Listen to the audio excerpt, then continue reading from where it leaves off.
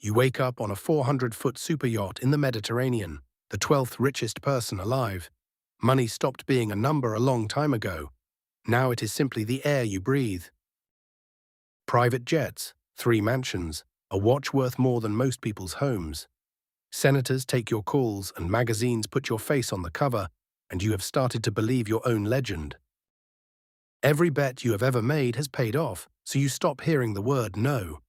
You begin to leverage everything you own into one final audacious play that will double your empire. You pour $50 billion and your entire reputation into a single company, certain that you cannot lose. The whole market holds its breath and watches what the great man will do. A quiet email, a regulator's question, a rumor whispered across a trading floor.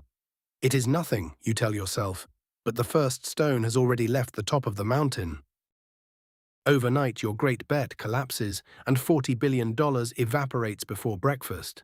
The screens that once showed your genius now bleed an endless, merciless red.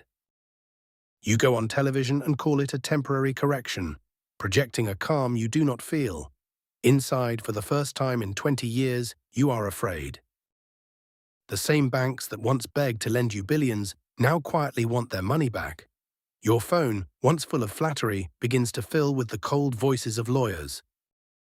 Instead of cutting your losses, your pride demands that you win it all back. You borrow against everything you have left to make another bet, telling yourself this is what winners do. It does not work. The second bet burns just as fast as the first, and now you are not just losing money, you are losing it on borrowed time that you cannot pay back. On paper, you are still worth $1 billion, but the number is melting in your hands. For the first time in your life, you sit down and do the math on what you actually owe. You quietly start selling the things you swore you never would. The art on the walls, your stakes in other companies, the buildings that carry your name. Rivals you humiliated on the way up now smell blood in the water. They give smiling interviews about your recklessness, and the same press that crowned you begins to sharpen its knives. The people who once filled your parties suddenly all have other plans. You learn that most of what you mistook for loyalty was simply proximity to your money. Lawsuits bloom like weeds, investors, partners, regulators, all reaching for what is left. You are now spending millions of dollars simply to be told how much more you are about to lose. You sell the private jet first, and flying commercial for the first time in 15 years feels like a public execution. You sit in a crowded cabin and stare straight ahead, willing no one to recognize you. The super yacht goes next, sold for a fraction of its worth to a man who barely bothers to hide his pleasure at your fall. You sign the papers and do not look back at the water. The houses sell one after another. You walk through empty rooms that once held parties for 1,000 people, and you listen to your own footsteps echo where music used to be. They take your name off the tower downtown. You stand on the sidewalk in the crowd and watch the giant letters lowered, one by one, onto the back of a truck. $100 million, a sum that could change 1,000 lives, now terrifies you.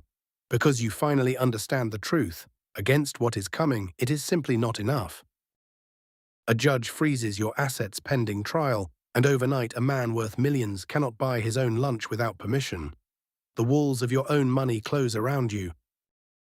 You sit in a courtroom you used to own from the outside, and strangers now decide your future while cameras capture every flinch. You have never felt so powerless in all your life. Piece by piece, the company you spent your whole life building is broken apart and sold off to the highest bidders. You watch your legacy carved up like a carcass on the evening news. She does not scream. She simply says she did not sign up for this, takes what the court allows, and is gone. You are not sure which loss is heavier to carry. What is left would still be a fortune to almost anyone alive, but to you, in this freefall, it feels like the last few feet of air before you finally hit the ground. Movers carry the last of your furniture past the photographers waiting at the gate. The headline writes itself, and it is not kind to a man the world once envied. Business schools begin teaching your collapse as a warning to others. Strangers recognize you on the street now, not with awe, but with pity, or worse, with amusement. At a restaurant where you once owned the best table, men who used to beg for your attention now look straight through you. You finally see, with perfect clarity, exactly where you stand. The debts are now so vast that $1 million is barely a rounding error against them.